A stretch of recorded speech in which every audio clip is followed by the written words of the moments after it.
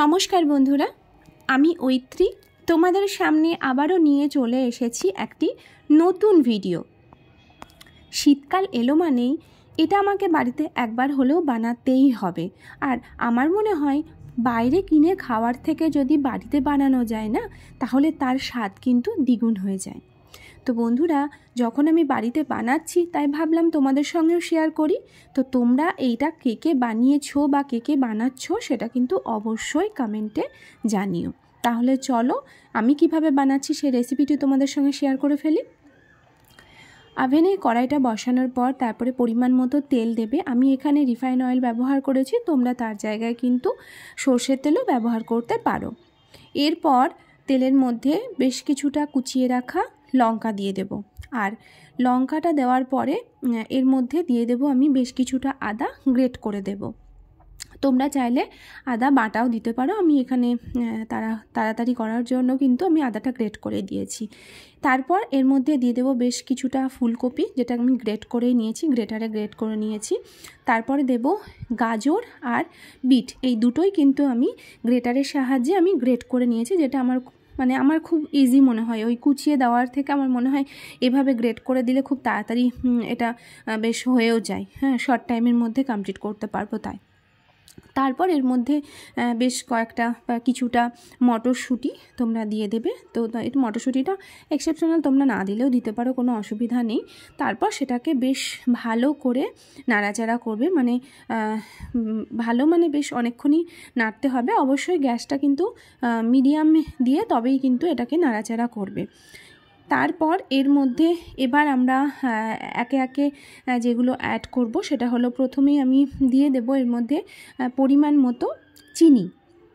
যেহেতু বিট রয়েছে, গাজর রয়েছে, বিটটা তো মিষ্টি হয়ই, তো সেক্ষেত্রে তোমরা চিনিটা বুঝে দেবে। আর তারপর অ্যাড করব লবণ, আর তার মধ্যে দিয়ে দেব একদম সামান্য পরিমাণ হলুদ। সামান্য বলতে খুব অল্প পরিমাণ, হলুদ না দিলেও চলে, অসুবিধা নেই। আমি এখানে দিয়েছি, তোমরা চাইলে না দিতেও পারো।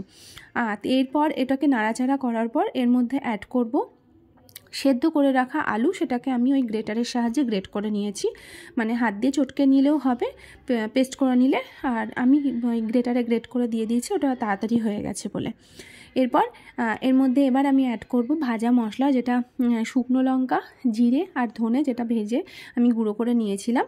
আর তার মধ্যে অ্যাড করব আমি বেশ কিছুটা গরম মশলা আর চাট মশলা। তোমরা চাট মশলাটা চাইলে না দিতেও পারো, আমি এখানে দিয়েছি অল্প, একদম সামান্য পরিমাণ চাট মশলা আর গরম মশলা দিয়েছি।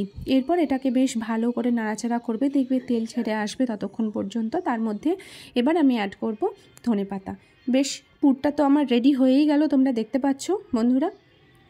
এরপর এর মধ্যে আমি যেটা বাকি আছে অ্যাড করা, সেটা হলো ভাজা বাদাম, যেটাকে আমি কিন্তু ভেঙে নিয়েছিলাম, ভেঙে এর মধ্যে মাখিয়ে নিলাম। এরপর চপের আকারে গড়ে নেব, গড়ে নিয়ে কর্নফ্লাওয়ার আর ময়দা দিয়ে একটা গোলা তৈরি করব বা ব্যাটার, যেটা খুব বেশি গাঢ় হবে না। তারপর তার মধ্যে ডুবিয়ে আমি এখানে ব্রেড ক্রাম্বস ব্যবহার করেছি, তোমরা চাইলে এখানে কিন্তু বিস্কিটের গুঁড়ো তোমরা ব্যবহার করতে পারো।